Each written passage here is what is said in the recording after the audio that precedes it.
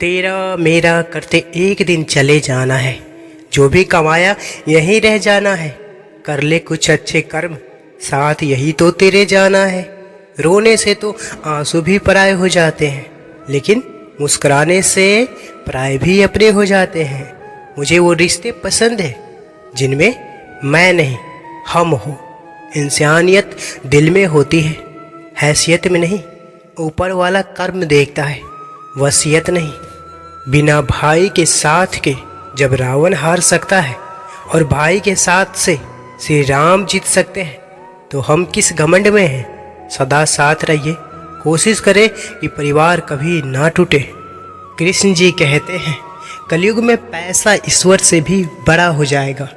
बड़ों और गुरुजनों के आगे बुद्धिहीन पैसे वाले का महत्व ज़्यादा हो जाएगा। पैसा ही रिश्ते बनाएगा, पैसा ही रिश्ते तोड़ेगा। आँख संसार की हर चीज़ देखती है, मगर आँख के अंदर कुछ चला जाए तो उसे नहीं देख पाती है। ठीक उसी प्रकार मनुष्य दूसरे की बुराइयां तो देखता है, पर अपने भीतर बैठी बुराइयां उसे दिखाई नहीं देती। श्री कृष्ण जी कहते हैं, स्वयं को ऐसा बनाओ कि जहाँ तुम हो वहाँ तुम्हें सब प्यार करे, जहाँ से तुम चले जाओ वहाँ तुम्हें सब याद करे, जहाँ तुम पहुँचने वाले हो वहाँ सब तुम्हारा इंतजार करे। एक बार तुलसीदास जी से किसी ने पूछा, कभी कभी भक्ति करने को मन नहीं करता, फिर भी नाम जपने के लिए बैठ जाते हैं, क्या उसका भी फल मिलता है? तुलसीदास जी ने मुस्कुरा कर कहा, तुलसी मेरे राम को रिज भजो या कीज, भौम पराजा मैं सभी उल्टा सीधा बीज। अर्थात भूमि में जब बीज बोए जाते हैं तो यह नहीं देखा जाता है कि वह उल्टे पड़े हैं या सीधे, पर फिर भी कालांतर में फसल बन जाती है। इसी प्रकार नाम सिमरन कैसे भी किया जाए, उसके सुमिरन का फल अवश्य ही मिलता है।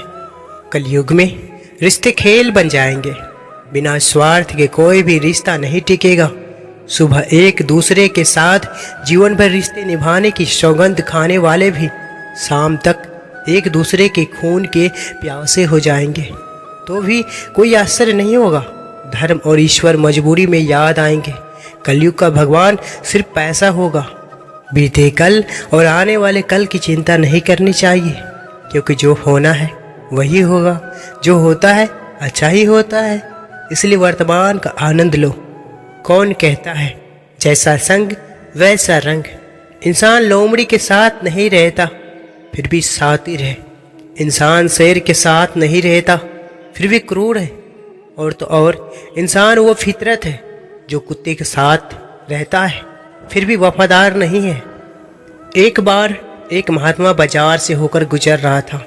रास्ते में एक व्यक्ति खजूर बेच रहा था। उस महात्मा के मन में विचार आया कि खजूर लेनी चाहिए। उसने अपने मन को समझाया और वहाँ से चले गए, किंतु महात्मा पूरी रात भर सो नहीं पाया। अगले दिन वह विवश होकर जंगल में गया और जितना बड़ा लकड़ी का गठरा उठा सकता था उसने उठाया।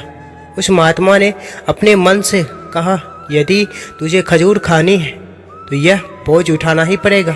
महात्मा थोड़ी ही दूर चलता, फिर गिर जाता, फिर चलता और गिरता।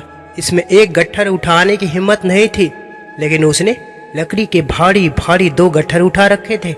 2-2.5 मील की यात्रा पूरी करके वह शहर पहुंचा और उन लकड़ियों को बेचकर जो पैसे मिले उससे खजूर खरीदने के लिए जंगल में चल दिया।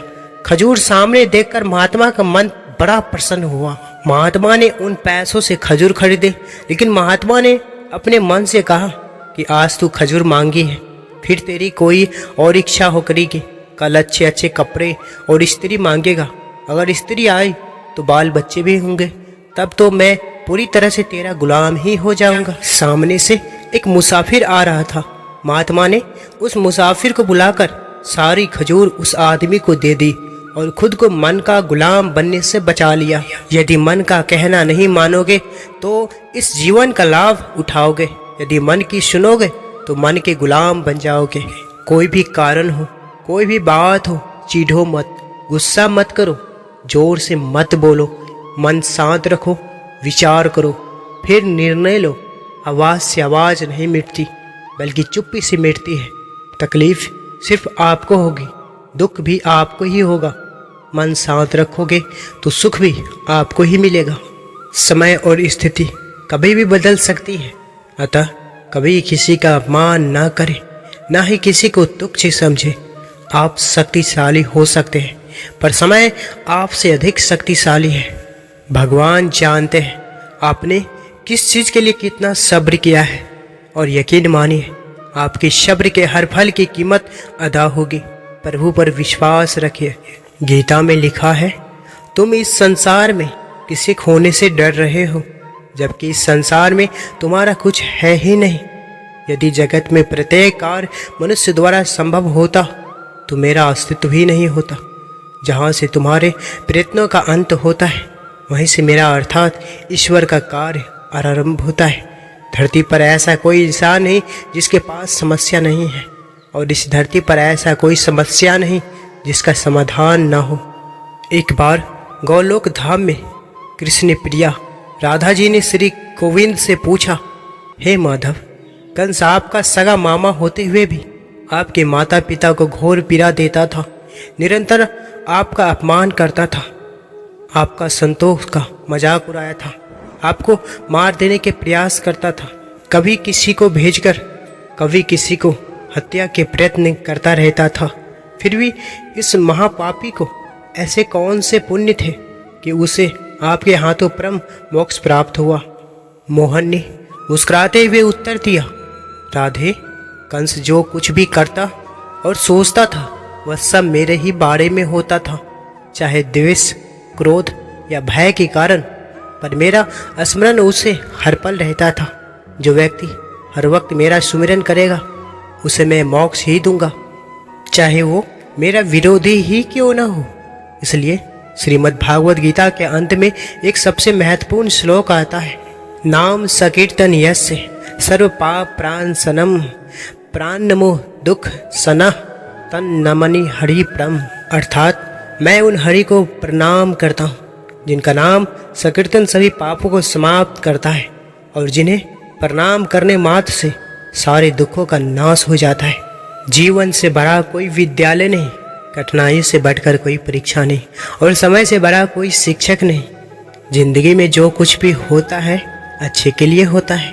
बुरा वक्त इसलिए आता है ताकि हम अच्छे वक्त की कीमत जान सकें, और लोग इसलिए बदल जाते हैं ताकि हम उनके असली चेहरे पहचान सकें कि वो क्या थे और हम उन्हें क्या समझ रहे थे।